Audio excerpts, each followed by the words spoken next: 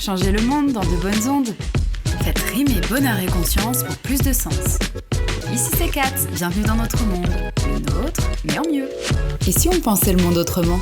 Suivez le flow pour rester à flot. Changez le monde dans de bonnes ondes.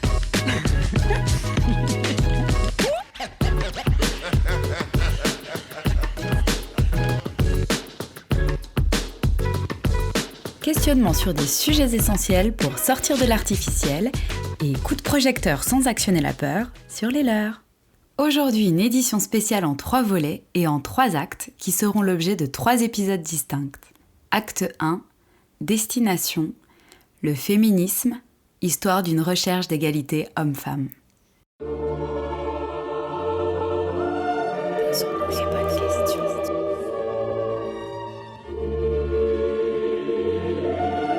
The GP will see you now.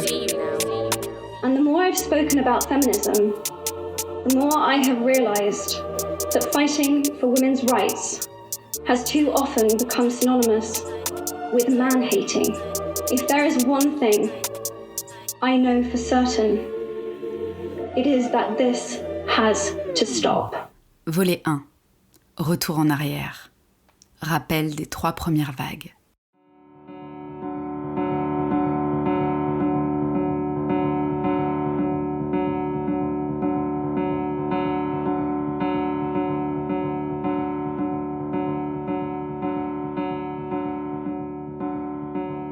Le féminisme a mauvaise presse. Quelques rappels indispensables qui expliquent pourquoi il existe.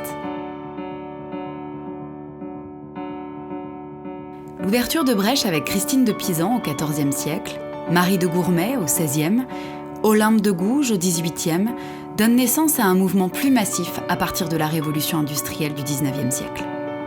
Il est indispensable pour nous tous et nous toutes aujourd'hui de se remémorer de celles qui ont fait partie de la première et de la deuxième vague, celles qui se sont mises en marche en premier et de faire honneur à ce qu'elles nous ont transmis, ces droits fondamentaux de citoyennes françaises et de femmes libres.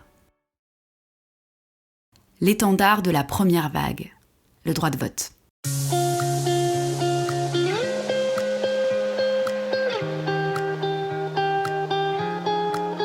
« 1903, une organisation anglaise milite pour le droit de vote des femmes.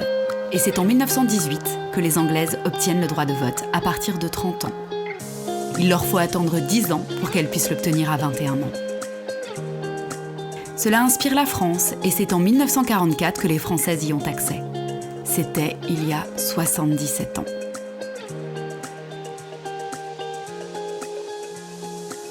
Libres de leur déplacement ? À l'époque, pas vraiment. Les femmes françaises n'avaient pas toute la possibilité de passer le permis. Souvent d'ailleurs dissuadées à l'époque parce que considérées comme incapables. À l'époque de nos grands-mères, il fallait être mère pour être une femme respectable. Nos aïeules ne savaient même pas comment la fécondité marchait et n'avaient pas accès à l'IVG. Elles ne disposaient du coup ni de leur corps, ni de leur sexualité. L'après-guerre, la deuxième vague. Contraception, égalité salariale, MLF.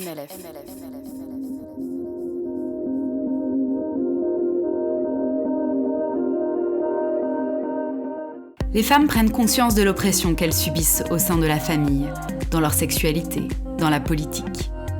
En 1965, les Françaises peuvent ouvrir un compte en banque et exercer une profession sans l'autorisation de leur mari. 1965, c'était il y a 66 ans les amis. En 1972, victoire sans précédent au procès de Bobigny. Gisèle Halimi défend une jeune femme ayant avorté suite à un viol et ayant été dénoncée par l'auteur de ce même viol. Action en chaîne. 1975, la loi Veil dépénalise l'avortement. Il faut attendre 1980 pour que la loi qualifie le viol comme un crime. C'était il y a 41 ans. Troisième vague. L'égalité pour tous, l'association Ni pute ni soumise.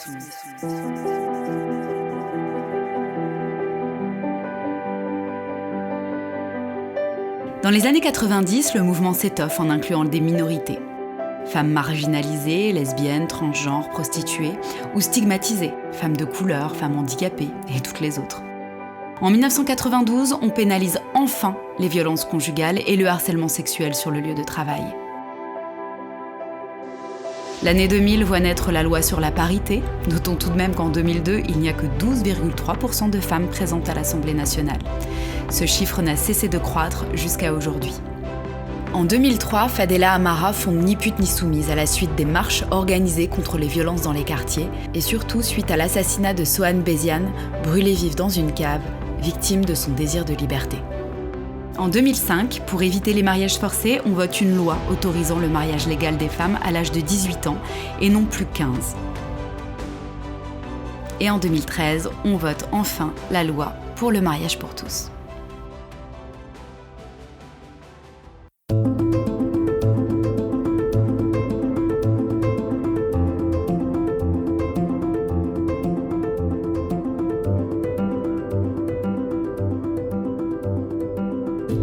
J'insiste sur quelques dates aujourd'hui pour que l'on comprenne que c'était hier, pas à la période de la préhistoire. Apprendre à dire non a été un véritable challenge pour les femmes de l'époque, que l'on a conditionnées à vivre au travers de leur mari. Les femmes ont marqué l'histoire, mais on raconte l'histoire des hommes, surtout dans les manuels d'école. Les femmes sont quasiment invisibles, comme si la femme n'avait été actrice de quasiment rien dans l'histoire. Alors pour trouver leur place, elles sont pour beaucoup devenues un homme, en revêtant le costume du patriarcat. On peut donc comprendre que les femmes d'aujourd'hui soient encore dans ces énergies de peur, de manque d'affirmation, de légitimité. C'est encore un véritable exercice pour certaines de prendre leur place. Je parle de leur juste place.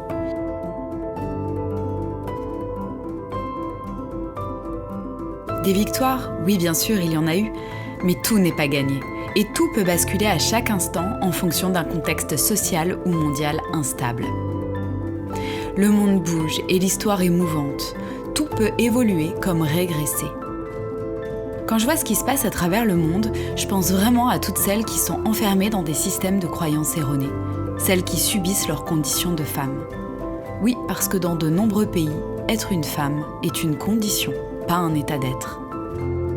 Pratique de l'excision, du mariage forcé, non-accès à la scolarisation. Regardez le monde.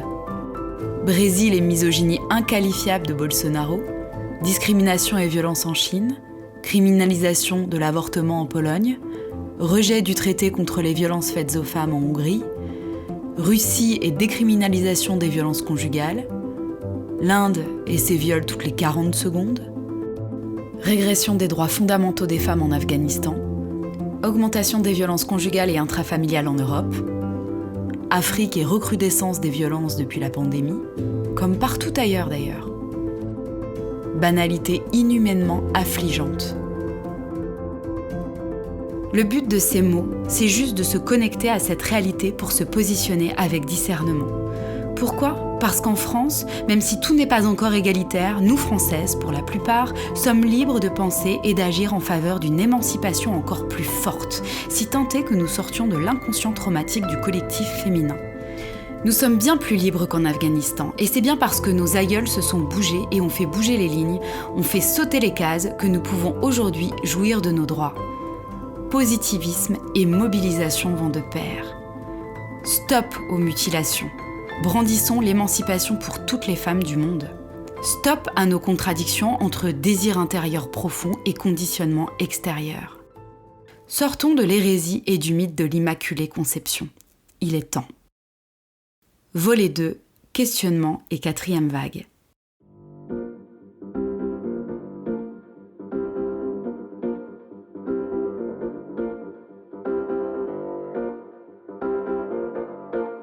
Bonjour les croyances erronées, ou plutôt au revoir. Pourquoi donc accepter des vérités discriminatoires ? Pourquoi accepter comme merveilleux que votre mari vous offre le dernier aspirateur ou le dernier fer à repasser tendance ? Pourquoi accepter de se mettre dans l'ombre de celui que l'on aime pour le laisser briller en nous ternissant nous ? Pourquoi trouver normal les réflexions « Oh là là, les femmes au volant » ou « Elle l'a bien cherché avec sa mini-jupe » ou encore entendre dire à nos garçons « Arrête de pleurer comme une fille ». Arrête de faire ta fillette. Les mouvements féministes successifs ont su briser chacun l'omerta. L'image de lutte agressive contre le machisme ambiant collé aux chiennes de garde s'affine. Les années 2000 voient une libération de la culture féministe, aborde une nouvelle fois les codes de la masculinité en interrogeant aussi sur la notion de virilité, en interrogeant sur ce qu'on a transmis aux hommes enfants pour qu'ils agissent de manière machiste dominant adulte.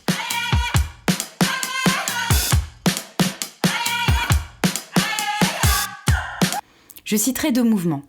Le mouvement Femen et le mouvement MeToo.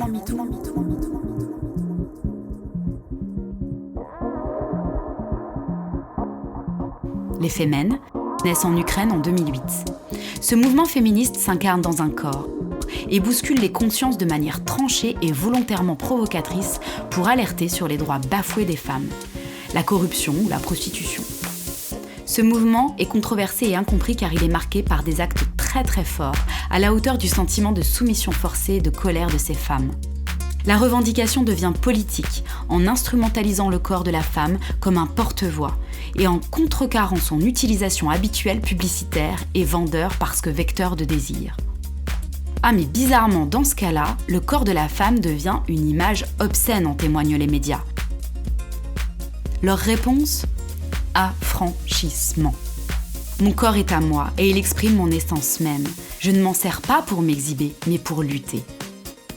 Il est important de souligner ici que le système économique soutient activement le patriarcat et l'objectisation du corps de la femme. MeToo en est un autre mouvement de cette 4e vague. Il ose aborder la culture du viol en libérant la parole des victimes et on a tous et toutes pu constater que la majorité des femmes sont concernées.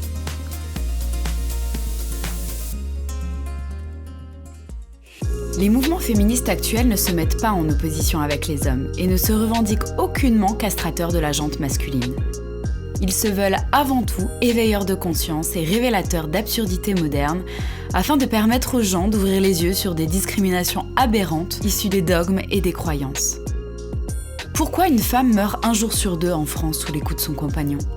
Pourquoi une femme sur 3 dans le monde est victime de violences ? Après ce constat, que faisons-nous dans ce présent ?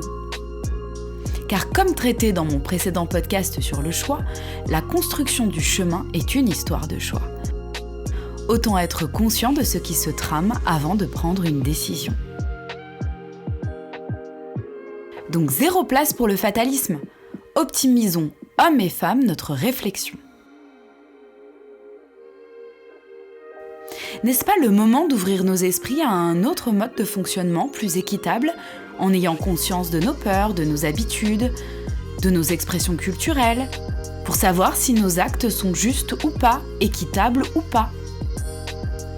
N'est-ce pas le chemin pour offrir un avenir différent à nos enfants et nous permettre de vivre plus en harmonie hommes et femmes ? Car la manière dont nous nous comportons entre nous aura automatiquement un impact sur nos descendants. N'oublions pas que les enfants apprennent par l'exemplarité. Le point positif, c'est que la conscience féministe chez les hommes et les femmes accroît chaque jour un peu plus et a doublé ces dernières années. Et c'est ici, dans cette conscience même, que s'installe le berceau du changement. D'un changement plus positif, et ce grâce à l'émergence des réseaux sociaux qui permettent de populariser le mouvement féministe en mélangeant les générations et en amenant plus de mixité, parce que l'on invite l'homme également à s'interroger, sans se mettre en opposition pour défendre nos droits et leurs droits.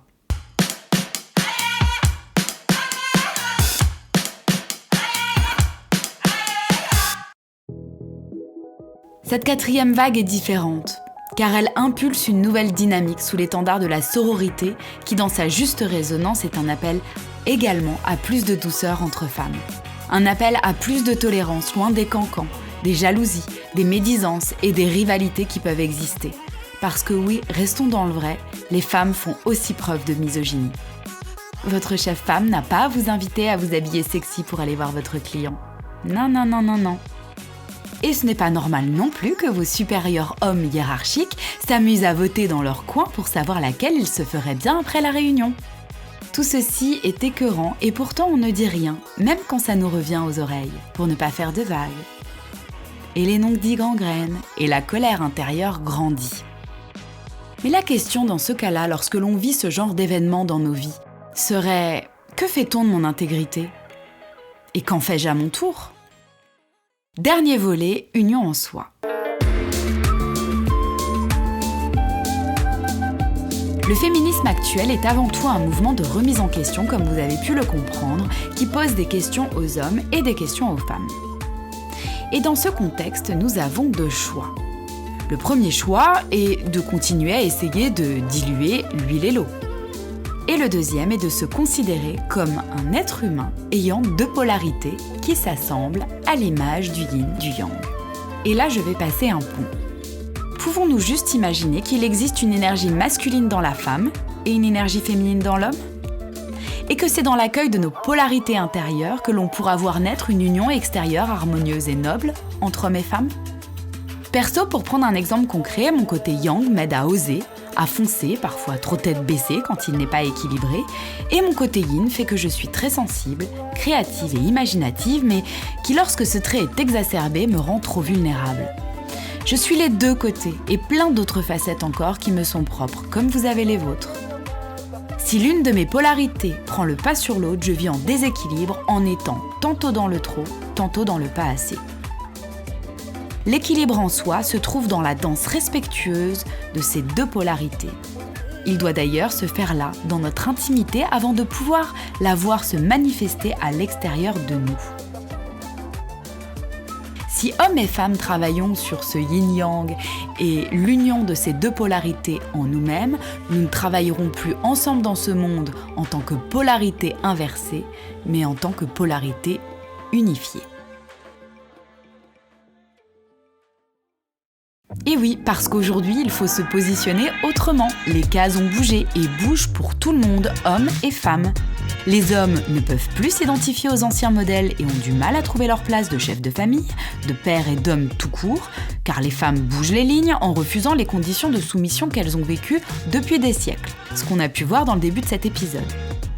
Et les femmes, quant à elles, ne peuvent plus non plus s'identifier aux anciens modèles, à leurs aïeuls, vu qu'elles n'acceptent plus de vivre comme elles, ayant conscience de l'injustice de leurs conditions de vie, et ont aussi du coup du mal à se faire une autre place. Non, la société ne va pas mal parce que les femmes travaillent comme certaines personnes publiques le prétendent. C'est une hérésie misogyne d'entendre ce genre de discours. N'en déplaise aux conservateurs. L'inconnu fait peur car tout est nouveau. Après tout, l'histoire n'a jamais encore expérimenté l'équité homme-femme. Et puis le changement se fait rarement dans le confort du style canapé, plaid, feu de cheminée. Il se met en place grâce à l'action et il est aussi exaltant qu'il fait peur. C'est comme sauter dans le vide. Femmes et hommes, nous sommes tout simplement des êtres humains et possédons chacun nos singularités profondes qui font que nous sommes toutes et tous uniques. Nous sommes des êtres émotionnels qui, pour casser les diktats d'une société, doivent rester à l'écoute et faire preuve de tolérance. Alors oui, aujourd'hui les femmes jouent au foot, les hommes font la cuisine, et alors, si ça les rend heureux ?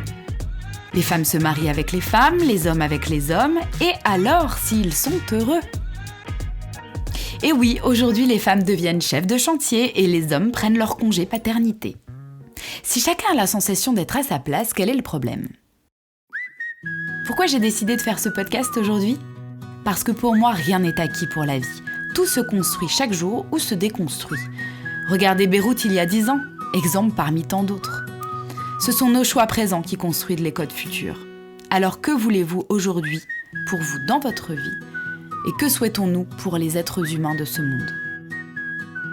Pour conclure cet épisode, une addition et un mot de Réjeanne Sénac, chercheuse au Centre de recherche politique de Sciences Po. Sororité plus fraternité égale Adelphi. Je vous laisse la définition dans la bio.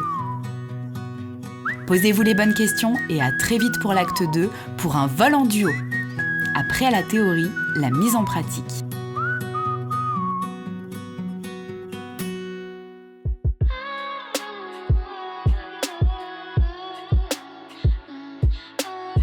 Notre monde, ce sont des épisodes simples à écouter, des émissions rythmées pour mieux se les approprier et pour mieux les utiliser. Pour aider notre monde à lui donner une plus grande visibilité sur les ondes, vous pouvez le noter sur Apple Podcasts, vous pouvez partager les épisodes et vous abonner sur les plateformes désirées. Notre monde est entièrement produit gratuitement par mes soins, alors un peu de soutien, ça fait du bien. Je vous remercie et à bientôt.